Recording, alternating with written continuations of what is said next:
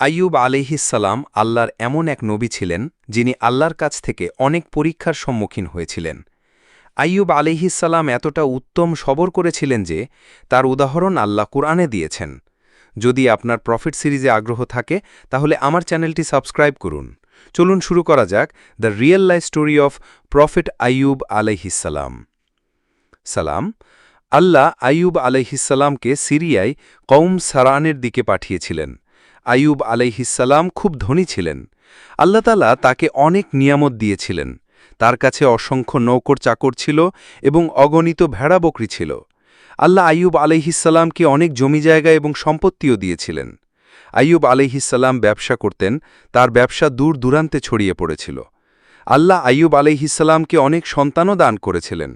তার ৭ ছেলে এবং ৭ কন্যা ছিল। আইয়ুব আলাইহিসসালাম নিজেও সুস্থ এবং অত্যন্ত শক্তিশালী ছিলেন। স্পষ্টতই তিনি এতটা ধনী এবং সুন্দর মানুষের বন্ধুও ছিলেন। প্রত্যেকেই আইয়ুব আলাইহিসসালামের সঙ্গে বন্ধুত্ব করতে চাইত। আল্লাহ আইয়ুব আলাইহিসসালামকে অসংখ্য নিয়ামত দিয়েছিলেন এবং রুহে জমিনেই আইয়ুব আলাইহিসসালাম নিয়ামতের সঙ্গে ধনী ব্যক্তি ছিলেন।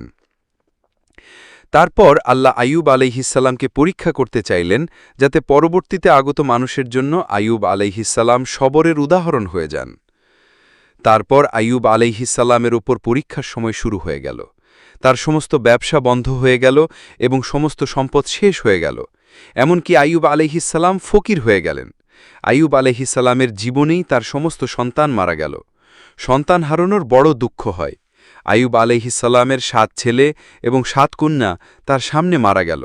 এর সঙ্গে সঙ্গে আইয়ুব আলাইহিসসালামের স্বাস্থ্যও নষ্ট হয়ে গেল এবং তিনি গুরুতর রোগে আক্রান্ত হলেন। রোগ এতটা তীব্র ছিল যে আইয়ুব আলাইহিসসালাম হাঁটতে ফিরতে পর্যন্ত অক্ষম হয়ে গেলেন, অর্থাৎ পঙ্গু হয়ে গেলেন। তার শরীরের পেশিগুলো গলতে শুরু করল। আইয়ুব আলাইহিসসালামের পরীক্ষা এতটা পৌঁছে গেল যে তার সমস্ত বন্ধুরা তাকে ছেড়ে চলে গেল। তারা ভয় পেতেন যে এই রোগ যদি কোথাও ছড়িয়ে যায় এবং আইয়ুব আলাইহিসসালামের রোগ তাদেরও না লেগে যায়। এভাবে সমস্ত বন্ধু এবং আত্মীয় স্বজন আইয়ুব আলাইহিসসালামকে ছেড়ে চলে গেল। আইয়ুব আলাইহিসসালামের খেদমতের জন্য শুধু তার স্ত্রী রইলেন।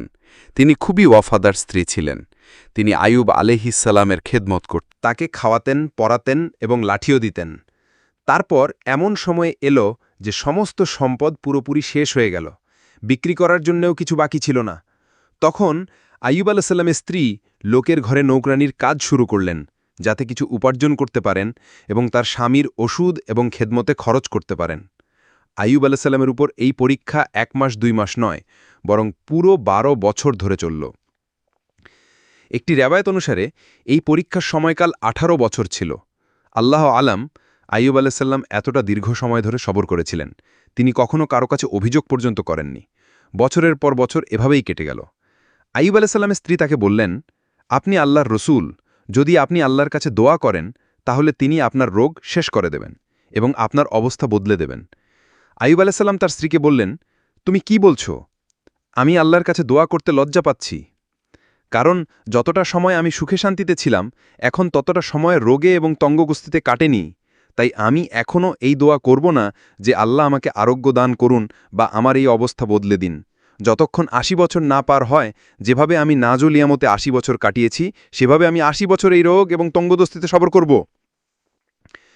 এটা শুনে আইয়ুব আলাইহিসসালামের স্ত্রী মায়ুস হয়ে গেলেন, কারণ তার বিশ্বাস ছিল যে যদি আইয়ুব আলাইহিসসালাম আল্লাহর কাছে দোয়া করেন তাহলে এই পরীক্ষা তৎক্ষণাৎ শেষ হয়ে যাবে। এখন এমন সময় এলো যে লোকেরা আইয়ুব আলাইহিসসালামের স্ত্রীকে কাজ দেওয়া বন্ধ করে দিল, এই ভয়ে যে কোথাও আইয়ুব আলাইহিসসালামের রোগ তাদের মাধ্যমে অন্যদের মধ্যেও না ছড়িয়ে যায়। অবস্থা এতটা খারাপ ছিল যে একদিন আইয়ুব আলাইহিসসালামের স্ত্রীকে তার বাবার কাঠ কেটে বিক্রি করতে হলো, যাতে তারা ঘরের খরচের জন্য কিছু টাকা পান। এটা দেখে আইয়ুব আলাইহিসসালামের খুব কষ্ট হলো এবং তিনি আল্লাহর কাছে দোয়া করলেন, ইয়া আল্লাহ, আমার উপর রোগ এসেছে এবং তুমি রহম করার মধ্যে সবচেয়ে বেশি রহমকারী। আমাকে পরীক্ষা নিয়েছে এবং তুমি আর আমার রাহিম, আমার অবস্থা তুমিই সবচেয়ে ভালো জানো। আল্লাহ আইয়ুব আলাইহিসসালামের দোয়া তৎক্ষণাৎ কবুল করলেন এবং তার পরীক্ষা শেষ করে দিলেন। এর আগেও এতবার সুযোগ এসেছিল যে আপনি দোয়া করলে তা তৎক্ষণাৎ কবুল হয়ে যেত, কিন্তু আইয়ুব আলাইহিসসালাম তার পরীক্ষায় সবর করেছিলেন। তাই সবরের উদাহরণ যখনই দেওয়া হয় তখন আইয়ুবের নাম উল্লেখ করা হয়। আল্লাহ আইয়ুব আলাইহিসসালামকে বললেন, তোমার পা মাটিতে মারো, এটা স্নান এবং পান করার জন্য ঠান্ডা পানি। যখন আইয়ুব আলাইহিস তার পা মাটিতে মারলেন তখন পানির একটি ঝর্ণা বের হয়ে গেল। যখন তিনি সেই পানি দিয়ে গোসল করলেন তখন তার শরীরের বাইরের রোগ শেষ হয়ে গেল, এবং যখন তিনি সেই পানি পান করলেন তখন শরীরের ভেতরের রোগও শেষ হয়ে গেল। আইয়ুব আলাইহিস আবার সুস্থ হয়ে গেলেন যেমনটা আগে ছিলেন। যখন তার স্ত্রী বাড়ি ফিরে এলেন তখন তিনি তাকে পুরোপুরি চিনতে পারলেন না। তিনি জিজ্ঞাসা করতে লাগলেন, আপনি কি আল্লাহর রসূল? এবং আমার স্বামী অর্থাৎ রোগে আক্রান্ত ব্যক্তিকে দেখেছেন? আল্লাহর কসম, যখন আমার স্বামী সুস্থ ছিলেন তখন পুরোপুরি আপনার মতো ছিলেন। আমি আপনার থেকে বড় কাউকে এই পর্যন্ত দেখিনি। এতে আইয়ুব আলাইহিস সালাম বললেন, তুমি কি আমাকে চিনতে পারোনি? তিনি অবাক হয়ে জিজ্ঞাসা করলেন, আপনি কে? তখন তিনি বললেন, আমি আইয়ুব। তখন তিনি বললেন, সুবহানাল্লাহ, এর মানে রোগ শেষ হয়ে গেছে, আল্লাহ তাআলার এহসান হয়ে গেল। আল্লাহ আইয়ুব আলাইহিস সালামের স্ত্রীকেও যৌবন ফিরিয়ে দিলেন, কারণ তিনিও আল্লাহর পরীক্ষায় অত্যন্ত সবর করেছিলেন। এরপর আল্লাহ তাদের আবার সন্তান দান করলেন। তাদের এখানে ২৬টি ছেলে মেয়ে হল। একটি রিওয়ায়েতে আছে যে ২৬টি শুধু ছেলে ছিল, মেয়েরা আলাদা ছিল। মোহাম্মদ সাল্লাল্লাহু আলাইহি ওয়াসাল্লাম বলেছেন, যখন আইয়ুব আলাইহিস সালাম গোসল করছিলেন তখন তার উপর সোনার টিড্ডির বৃষ্টি হতে লাগল। আল্লাহ আইয়ুব আলাইহিস সালামকে গোসলের সময় দৌড়ানোর সময়ও নেয়ামত দেননি। আইয়ুব আলাইহিস সালাম সেই সোনার টিড্ডিগুলো তার কাপড়ে জমা করতে শুরু করলেন। এতে আল্লাহ বললেন, হে আইয়ুব, আমি কি তোমাকে ধনী করিনি এবং এই নতুন নাজিল হওয়া সম্পদের প্রতি উদাসীন করিনি? আইয়ুব আলাইহিস সালাম বললেন, হ্যাঁ আমার পরওয়ারদিগার, কিন্তু আমি আপনার রহমত এবং বরকতের প্রতি উদাসীন হতে পারি না। এই ছিল আইয়ুব আলাইহিস সালামের ঘটনা। আইয়ুব আলাইহিস সালাম থেকে আমরা এই শিক্ষা পাই যে আমাদের উপর কোনো মুসিবত এলেও আমাদের তাতে সবর করতে হবে এবং প্রতিটি পরিস্থিতিতে আল্লাহর শুকরিয়া আদায় করতে হবে।